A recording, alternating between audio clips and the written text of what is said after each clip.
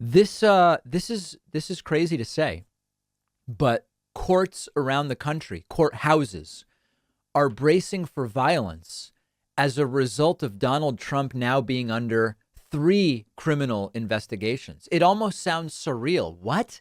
It's Courts are bracing for violence because Trump is being. How could that be? Well, yes, it is 2022, and that's the reality that we live in. I have an article from a Business Insider. Trump is facing criminal investigations into his conduct. Courts are bracing for violence and chaos. Donald Trump encouraged supporters to protest where he and his company are under investigation. Fulton County District Attorney Fani Willis and other officials aren't taking his comments lightly. Officials in New York, Atlanta, and Washington, D.C. are investigating whether Trump broke the law.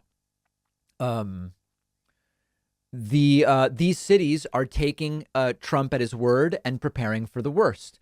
In Atlanta, Fani Willis requested that the FBI assess the security of Fulton County Courthouse and other government buildings. I'm asking that you immediately conduct a risk assessment and you provide protective resources. One big reason for concern around Trump is simply his presence in a courthouse. A case or cases of this magnitude would likely draw big crowds. This would mean more work for law enforcement and Secret Service. We have the video, of course, of Trump at his recent rally actually saying there should be major protests depending on what happens with these investigations. If these radical, vicious, racist prosecutors do anything wrong or illegal, I hope we are going to have in this country the biggest protest we have ever had in Washington, D.C., in New York, in Atlanta, and elsewhere, because our country and our elections are corrupt. Now understand that the code of what he's saying, when he says, if they do anything illegal and corrupt to me in those places, but what he's really saying is, if they do anything, I will tell you that it is illegal and corrupt. If there are any charges brought forward out of New York, out of Atlanta, out of Washington, D.C., at the federal level, he's going to say that it is corruption and that it is illegal. And he is already ginning up exactly the type of violence that we saw on January 6th. So on the one hand, when we say courts bracing for violence, what? Courts bracing? Yeah, it makes perfect sense. Someone facing criminal charges and the court system has to physically brace for violence. Well, yeah, look at what happened on January 6th. In fact, we almost need to fortify the court buildings because we can't count on it all being dealt with appropriately outside those buildings because of what we saw on January 6th. I mean, hopefully it would be different. Hopefully in Atlanta or in New York, it would be handled differently. And knowing what happened on January 6th, they would be prepared. But it's a real and crazy thing that this is being discussed. The far right is sort of being worked up into a lather of seething anger at someone for all of the things and injustices that they perceive to have been carried out against them.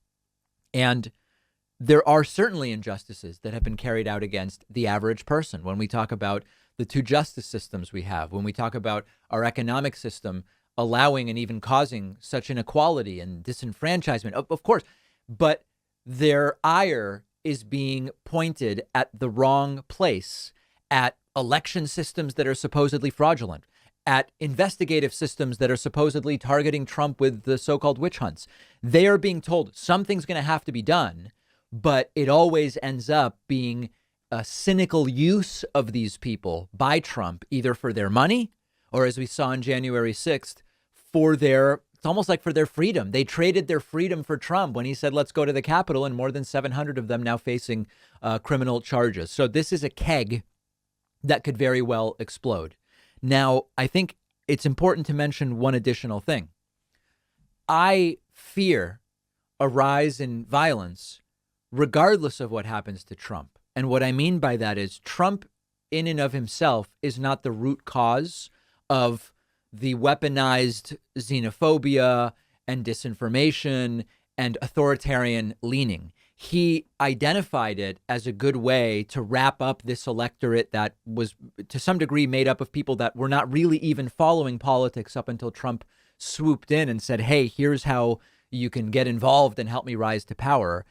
I worry that those people are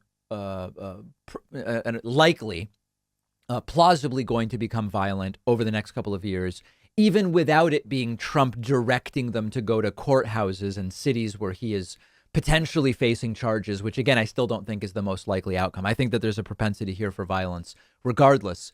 And that's a really scary thing. If you disagree with me, let me know. You can find me on Twitter at @dpackman. One of our sponsors is Cometeer Coffee. Cometeer Coffee is delicious, I can tell you firsthand, and they've discovered the best way to brew, preserve, and deliver coffee. Their brewing process captures over 2,000 flavor compounds. Then the coffee is flash frozen, locking in the flavor.